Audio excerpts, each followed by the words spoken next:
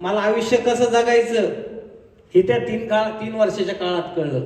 संघटनेबरोबर पहिल्यापासून होतो, विचारधारेच्या माध्यमातून जोशी साहेबांना घरात पाहिलेलं आहे.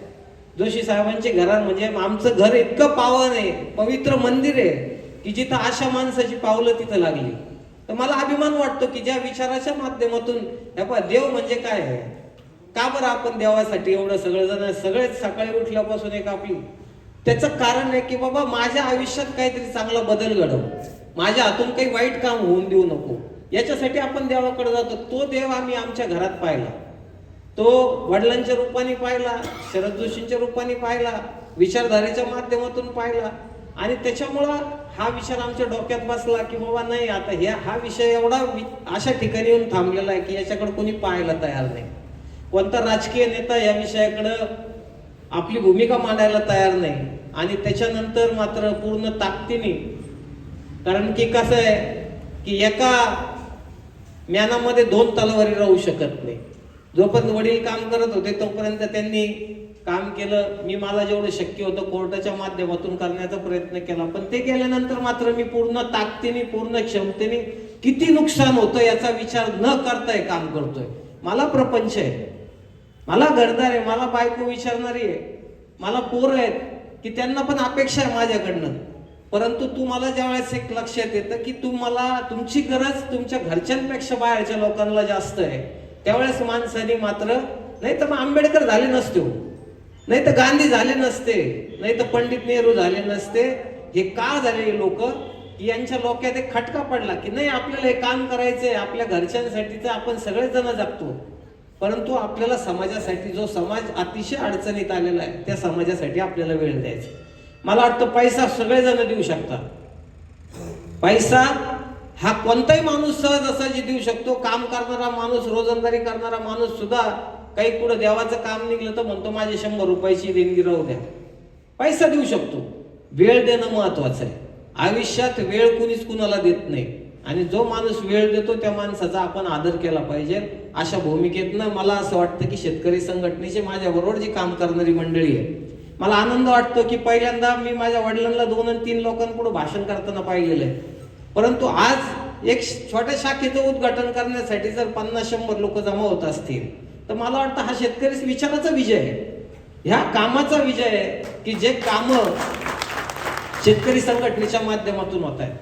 मला प्रश्न पडतो की व्यवस्था, आंबेडकरांची ना अपेक्षित असलेली व्यवस्था काय होती की बाबा तुम्हाला निवडून देणारे प्रतिनिधी आहे, ग्रामपंचायत असेल, जिल्हा परिषद असेल, तुम्हाला पुढं बँका असतील, आमदारकी असेल, खासदारकी असेल, ही व्यवस्था का निर्माण केली की ह्या समाजामधल्या अडचणींना सामाजिक पटलावर आणण्यासाठी एक संघटन, एक व्यवस्था असली पाहिजे. आणि ते असण्यासाठीच म्हणून इलेक्शन, निवडणुका, ग्रामपंचायत असतील, संस्था असतील, स्वायत्त संस्था असतील, या निर्माण केल्या गेल्या. परंतु मित्रांनो, दुर्दैव असं आहे की कोणता विषय तुम्हाला जर वाटत असेल, म्हणजे मी एवढं फिरतो, मला तर कधी असा कोणता माणूस सध्या तरी राजकारणात दिसत नाही की तो तुमचे माझे प्रश्न मांडण्यासाठी कुठंतरी जाऊन बसतोय, कोणत्या तरी अधिकाऱ्याकडे जाऊन बसतोय, त्याच्याशी भांडतोय, त्याला अंगावर घेतोय, आणि वेळ प्रसंगी स्वतःवर केसेस पण करून घेतोय. असं मला एखादा नेता तुम्ही महाराष्ट्रात दाखवा. आत्मपरीक्षण करण्याची वेळ आहे की माझ्यासाठी कोण मरतंय, माझ्या विचारासाठी कोण वेळ देतंय, माझ्या विचारासाठी कोण समाजाला मध्ये येऊन काही लोकांच्या अंगावर जाण्याची भूमिका घेतंय. मला असं वाटतं की अशा माणसांचा आपण सन्मान केला पाहिजे. विषय असा आहे की आंदोलन होतात. 2015 पासूनचा मी फार काही मागे जात नाही. 2015 पासूनच शेतकरी संघटनेने जे आंदोलन केली, त्या आंदोलनातलं एकही आंदोलन मला असं दाखवा की ते आंदोलन फेल झालं. एक आंदोलन मला सांगा.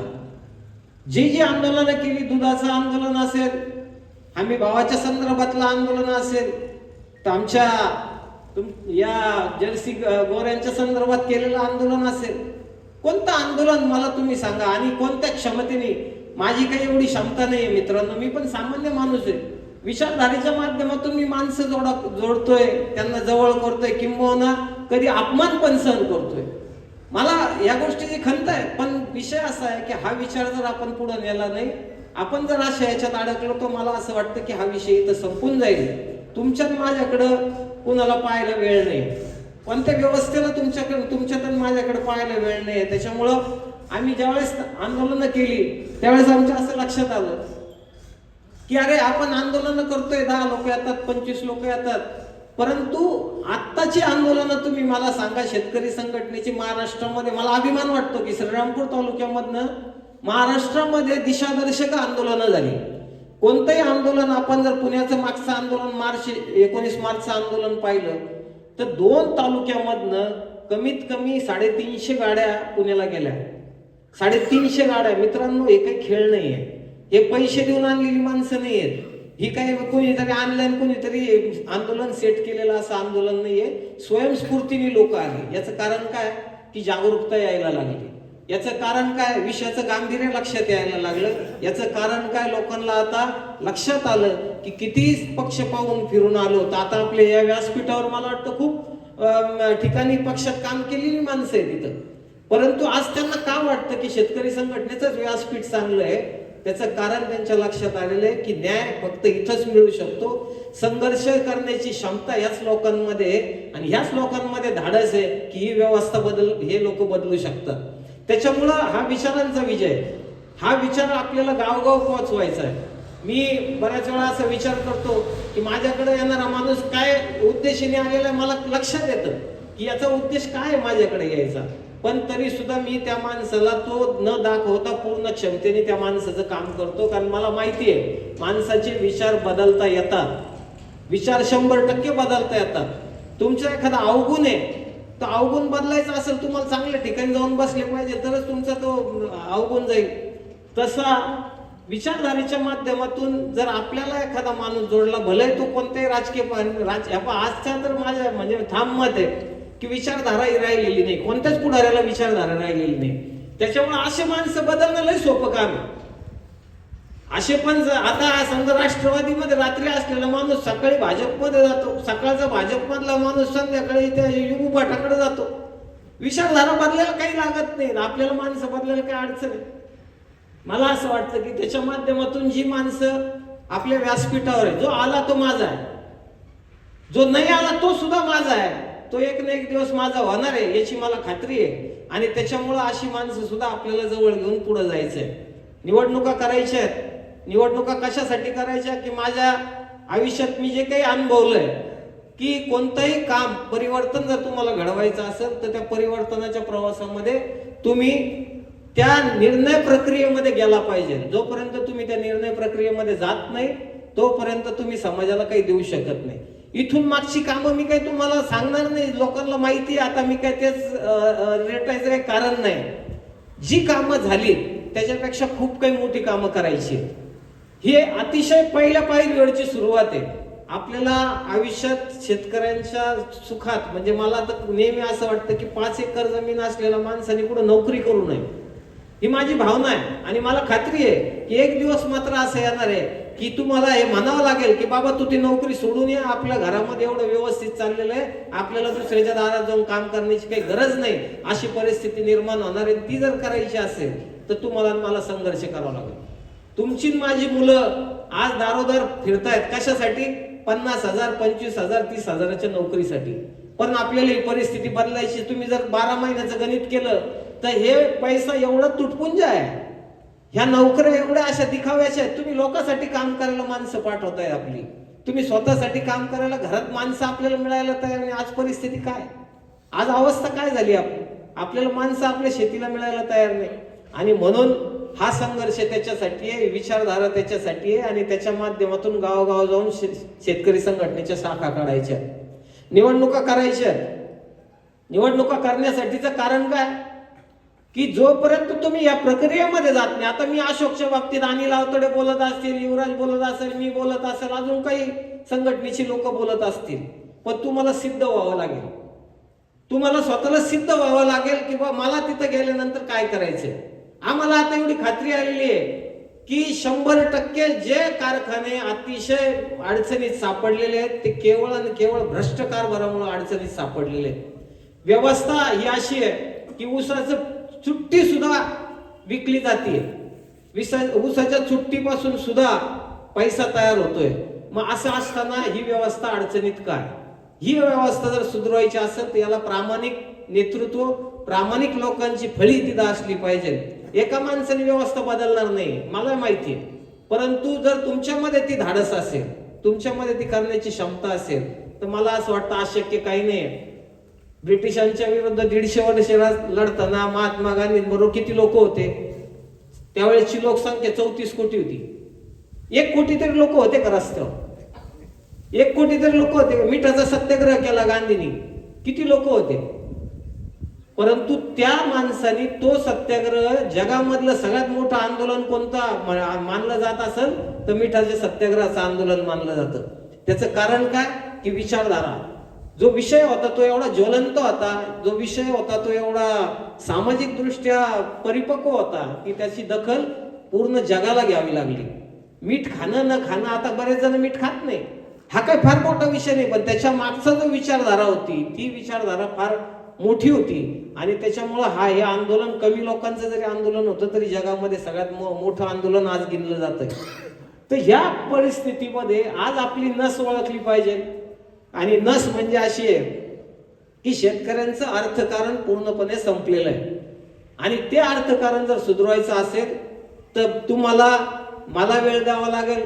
माझ्या काही अडचणी असतील, वैयक्तिक अडचणी, ते तुम्हाला सोडून द्यावा लागतील. पण तुम्हाला जर तुम्ही छातीवर बिल्ला लावण्याचं काम आणि प्रामाणिकपणे जर आपल्याला, आता मला भाऊसाहेब पाटलांचं खूप आवडलं.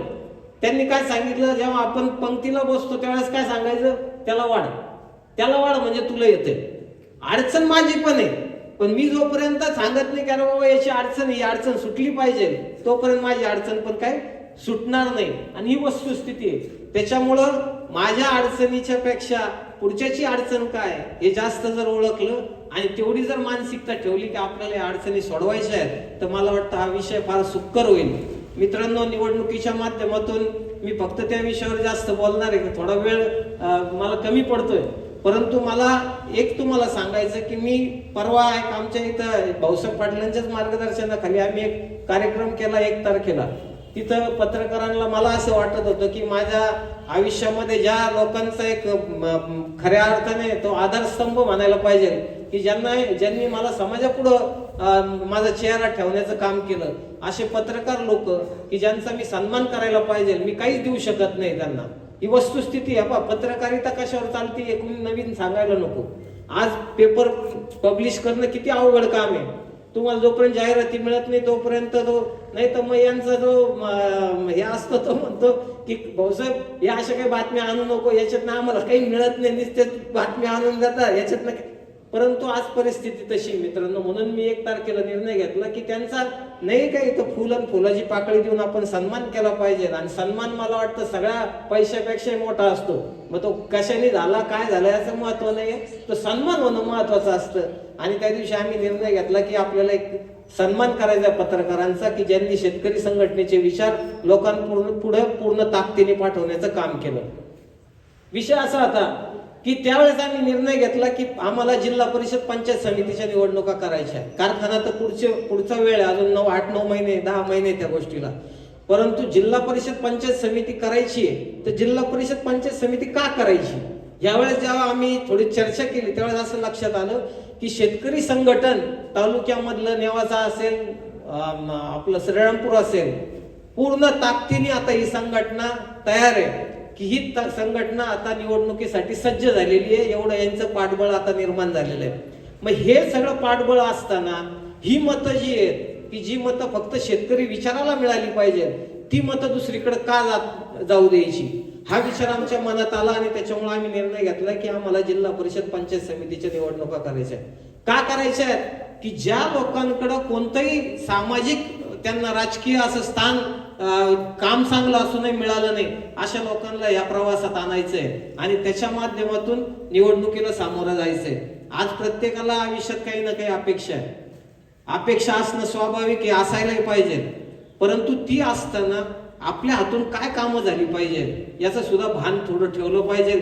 आज परिस्थिती अशी की तुम्हाला काँग्रेस असू द्या, राष्ट्रवादी असू द्या, एवढ्या काही राजकीय संघटना आहेत, परंतु त्या संघटनेच्या माध्यमातून तुम्हाला मला न्याय मिळायला काही आता काही विषयच राहिलेला नाही. त्याच्यामुळे शेतकरी संघटनेने पंचायत समितीची निवडणूक करायचं ठरवलं, त्याच्यामुळे जिल्हा परिषदेची निवडणूक करायचं ठरवलं आणि कुठंतरी एक पर्याय, सक्षम असा पर्याय देण्याची भूमिका आता शेतकरी संघटनेने तालुक्यात अवलंबलेली आहे.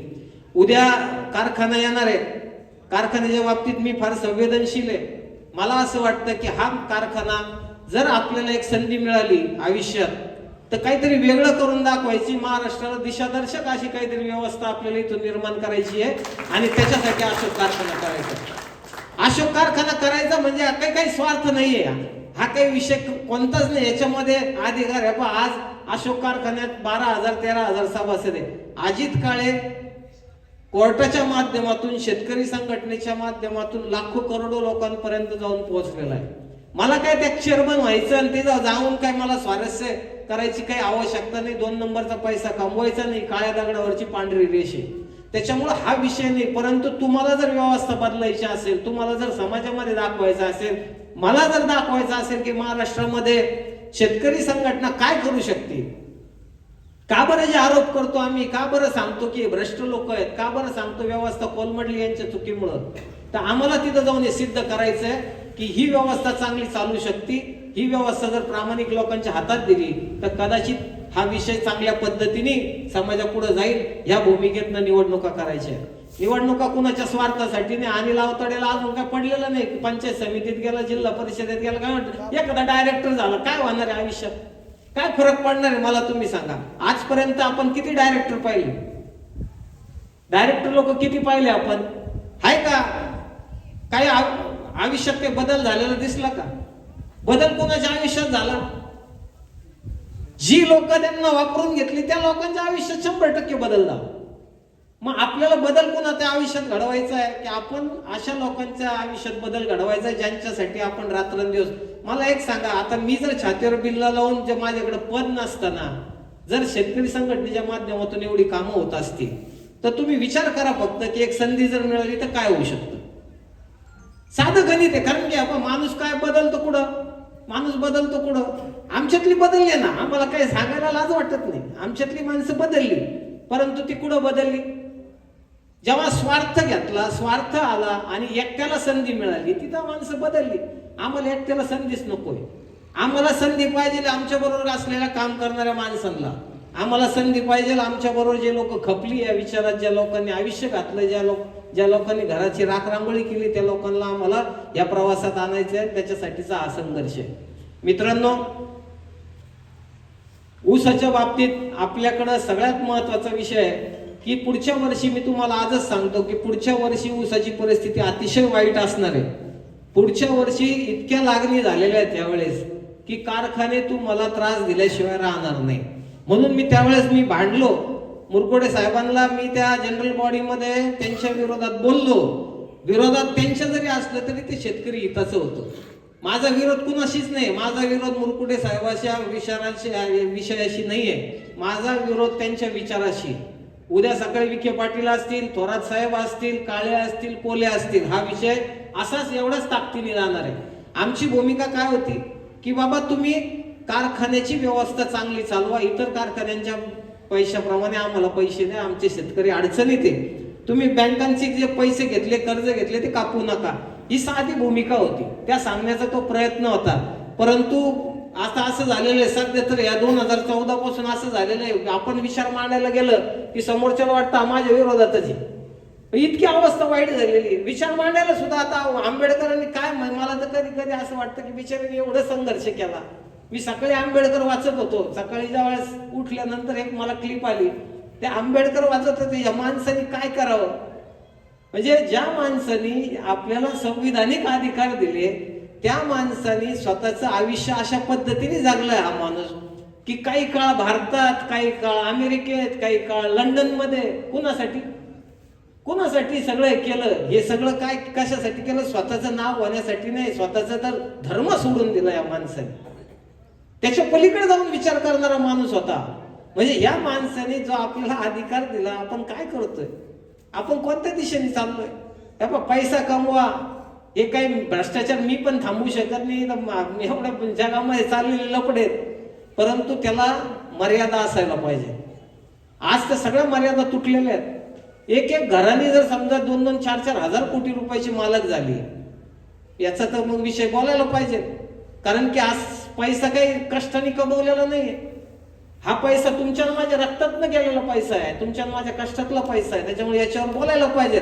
आणि मला दुर्दैव असं वाटतं की जे लोक अशा माणसांना साथ देतात, त्या लोक, मी त्या माणसाला नावं नाही ठेवत, मी अजिबात त्या माणसाला नावं नाही ठेवत. तुम्ही ती व्यवस्था निर्माण केली की त्या माणसाला अशा ठिकाणी नेलं की तो तुम्हाला चुरून खायला लागला तरी तुमचं काही सुधारायची तयारी नाही. अशा बावळट लोकांचं मात्र मला कीव येते की तुम्ही अजून सुद्धा विचार बदलायला तयार नाही. एवढं सगळे दणके बसले, एवढ्या नुकसानी व्हायला लागले, आपल्या ऊसाचे जर 300 रुपयांनी पैसे कमी यायला लागले तर काय मला सांगा बरं, कशासाठी कष्ट? 2,000 साठी आपण लाईनला उभं करतो आपल्या आई बापाला, आणि तिथं 300 रुपये टनाला फटका बसतो. ही व्यवस्था बदलायची आहे. आणि याच्यासाठी मित्रांनो आपल्याला निवडणुकीत जायचंय. अशोक कारखान्याच्या माध्यमातून तर 100% तुम्हाला मी विनंती करणार आहे की तुम्ही एकदा मात्र हा विषय डोक्यात घ्या. परिवर्तन घडवायचं आहे ना आपल्याला. 40 वर्ष आपण ठेचा खाल्ल्या ना, खाल्ले का नाही? मग आपल्याला एक संधी तर मिळू द्या, आपल्या स्वतःच्या विचारासाठी एक संधी मिळू द्या. आमचं काय बापजादाची प्रॉपर्टी आम्हाला ठेवायची पण नाही ती.